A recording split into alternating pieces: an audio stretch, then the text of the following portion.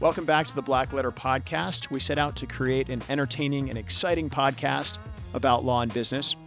Blackletter, the name, comes from the Gothic typeset. Over time, Blackletter became the only font that English law books were printed in. It made it harder for kind of the common person to understand what the English law books said. Blackletter came to represent something that was law, that was set in stone, that was sort of old and a well-settled fundamental principle of law. We're here to demystify black-letter law. We're here to demystify things that happen in business and law and where those two meet. And I hope you have fun listening. Welcome back to the Blackletter Podcast. Thanks for joining us. With us once again, Jennifer Morris and Toby Musser. Toby at MNS Group, Jennifer, a partner at my law firm, Dunlap Bennett Ludwig. And we're talking about CMMC 2.0. Last time we talked about what it is, what it costs, and who needs to do it. Now, guys, I'd like to talk about kind of the good, the bad, and the ugly. Like what challenges have you seen and how have you overcome them? The good, the bad, how have you dealt with any data breaches, things like that. And then I guess the ugly, how do you work together with, I don't know why I pulled this Clint Eastwood reference out. It maybe was the beard. I don't know. And I dealt Old West. I'm not sure what's going on here. Yep, there you go. So go ahead and shoot. So tell me about what you've seen in terms of implementation challenges or audit challenges or advice challenges with clients when they come to you. Tom, many people don't realize that this standard is about physical security, operational security, and cybersecurity because the name misleads you, right? It has cybersecurity in the name. Right. So all of the physical security and the cybersecurity are informed by your operational security. That's your documents. That's working with Jennifer, making sure you're ready. Or if there's technical documents, working with a consultant that fixes that part. We are, as assessors, looking for muscle memory, and we're looking for documents that say, not that you do something, but how you do it, who does it, when do they do it. And really trying to understand that you're really protecting your business and the government's information. So the thing we see most often is that people fill out forms or documents and policies just claiming that they do it. And we're required to see how, when. If you think of the old writing a newspaper, who, what, when, where, why, Right. That's what we're looking for. We don't just want to know that it exists. We want to know everything about it so we can validate that you're really doing the things and that your staff understands it. Imagine I'm an ignorant government which I am. Actually, our firm is a government contractor. But if I say, oh, well, I have a facility clearance, do I still need to deal with CMMC 2.0? Or do I check the box for that, for having a facilities clearance already? Or is that completely divorced from this requirement? It's a great question. So you're talking about something we would call inheritance, and different practices that you have, you can inherit those practices or use them in both places, but it does not absolve you of any legal responsibility to comply independently with CMMC. It may help you have a leg up. You may be ahead of other people if you have that clearance, and you still need to document the 320 things in your system security plan or your SSP. Gotcha. Okay. Makes total sense.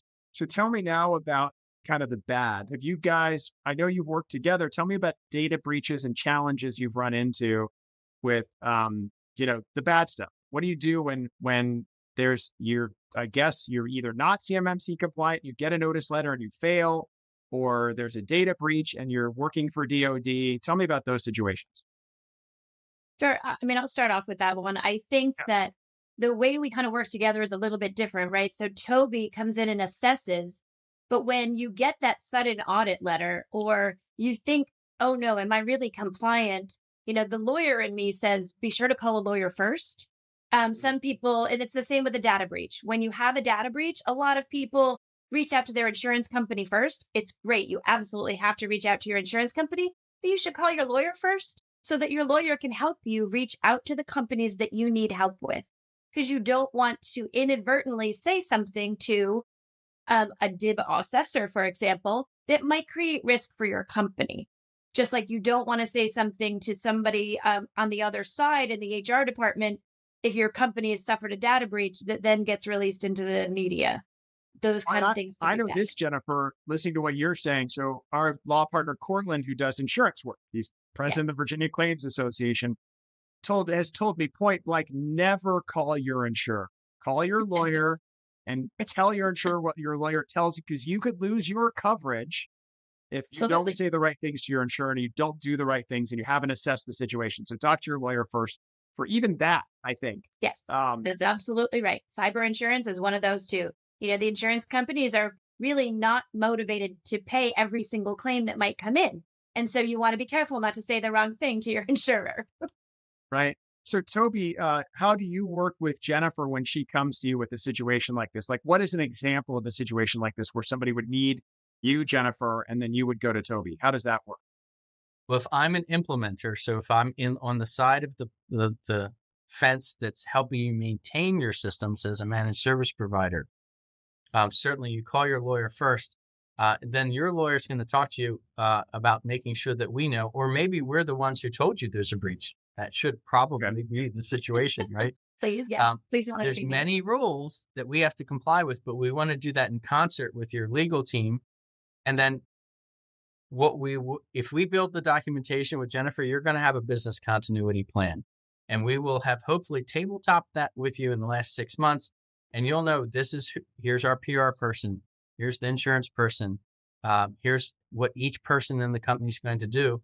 And we would just go through that under the guidance of Jennifer and the team and ensure that we notify all the relevant authorities within the timelines. You have to tell the DoD CIO, you have to inform your states. It's all like Jennifer knows the list. Like, it's a long list we have to notify. And they're hard to comply with, Tom.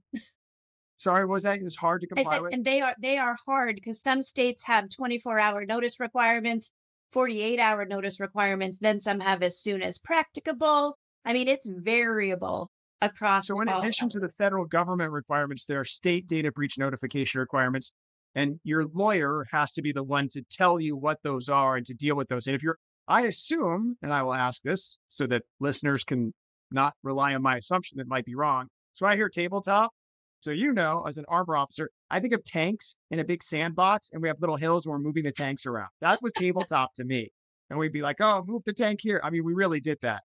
But I know you're talking about a practice run through of a data breach situation. But sorry, I digressed for a second. So when you have a data breach situation, we're talking about if you're in more than one state. If I operate in Virginia and my headquarters is in Delaware and I've got employees in California, you're under the requirements of all of those states, not just Virginia where your headquarters are, your main campus. Is that right?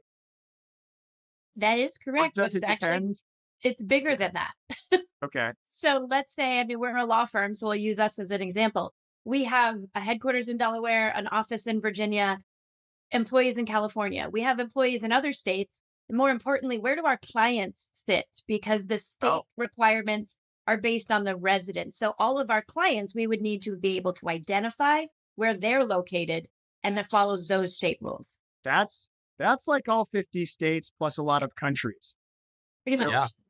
Okay, so this just raises a random question for me, and I don't know if you can answer this. So we do work for people in the UK, Australia, Saudi Arabia, data breach. I get all 50 states and the federal government, and we don't have a data breach, but how do we deal with that? How do we deal with other countries, the EU, like whatever? Is there a thing? There is. In fact, we've helped some of our clients, Tom, do just that. International clients have had data breaches, and you follow through, you go through the GDPR, you look up and you analyze the country's laws and requirements. Like Israel has a particular, the GDPR is the most common one. It may be different than what you find in South America. And so we do have to analyze those each time they come in. Luckily, a lot of them we see over and over again. So that makes it a little easier. But, should we get one that's sort of out of the blue, it would have to be a new effort. Burkina Faso, we probably haven't done that, right? Yes. Not a lot. Anyway, okay, got it. So the next thing I want to ask and kind of sort of wrap our session up with is from each of you, the one or two or three things you would recommend to any government contractor when it comes to compliance, and whether it's cyber, operational, physical, or all of those. based on all of our topical conversations today, what would you guys each recommend to government contractors? And You go ahead. Ladies first, Jennifer. Yep. Oh, okay. I think that mine we've already sort of talked about. My recommendation is to make sure you have a technology knowledgeable attorney at your fingertips. Business lawyers are great. Lawyers do all sorts of different specialties. But if you are in a cybersecurity problem area, you want to make sure you have somebody who understands what that means and how systems basically work. While I'm not an engineer, for example, I've worked in and around and with engineers for over 25 years. So I can't do the stuff that Toby does, but I can understand what he's talking about, and that's essential. So that would be number one. Law to technology. Okay. Toby, what about you? What's your number one?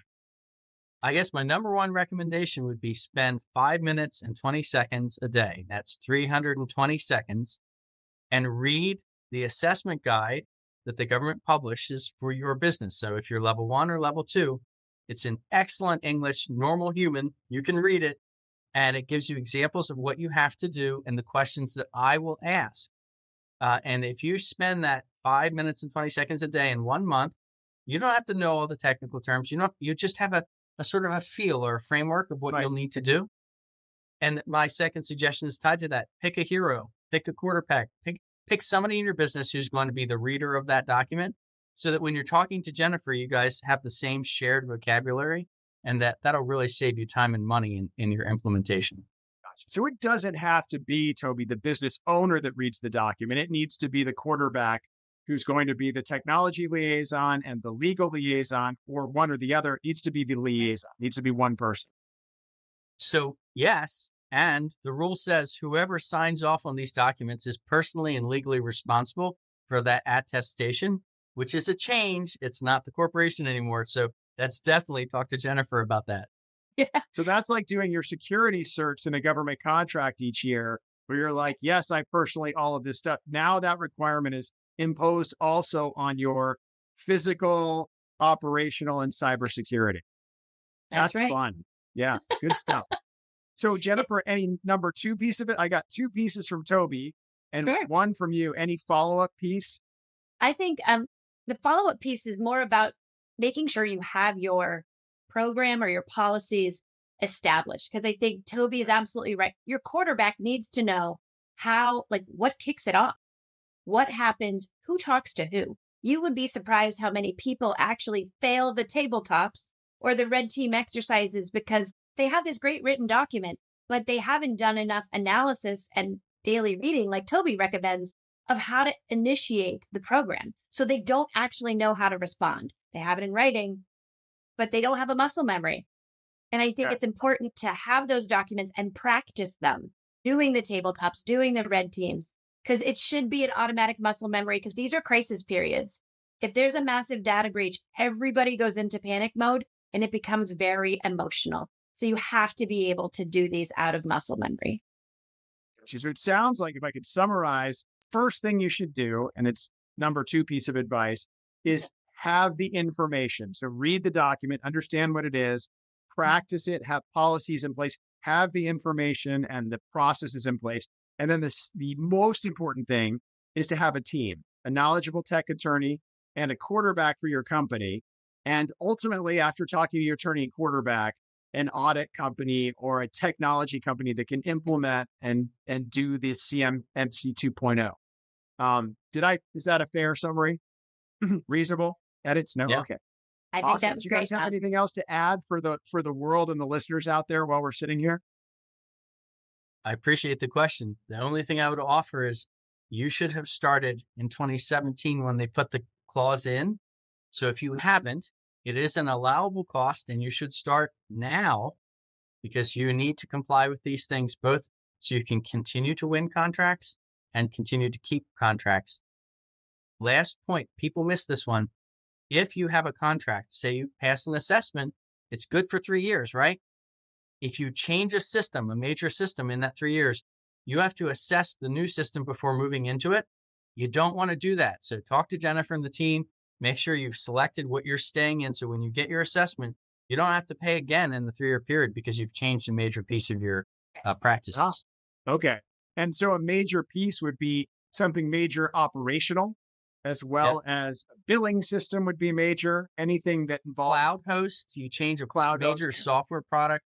So Big you changes go from require Microsoft to reassessment. Amazon for your FedRAMP cloud service, you have to reassess. Yeah, that's right. If you switch platforms, you have to reassess before you move into the new platform. So incredibly expensive. Yeah, I'm you not don't want to saying- do it. Yeah, I believe you, but it's almost like they're both FedRAMP, they're both approved systems, and you're moving from one just cloud storage to another, but you still have to do this. Yeah, because it's the policies, practices, and procedures around that, right? So you're I buying gotcha. a foundation, the house has to fit on the foundation. Yeah, I got you. I just want to make sure everybody else out there has got you too. Yeah. So Yeah. awesome. Because that's a pretty fine point. Well, thank you guys, both of you, for joining the podcast. I hope it helps our listeners, and it certainly helped inform me. Thank you, everybody in the Blackletter world and audience, for joining us on this episode of the Blackletter Podcast. Listen to the first two if you haven't, because there's valuable information in there. And we'll see you next time on the Blackletter Podcast. That's all for today's episode of Blackletter. Thanks again for listening. Join us next time when we talk about more Blackletter issues in creative ways. Make sure you subscribe to the podcast so you never miss an episode, and check out our website at blackletterstudios.com.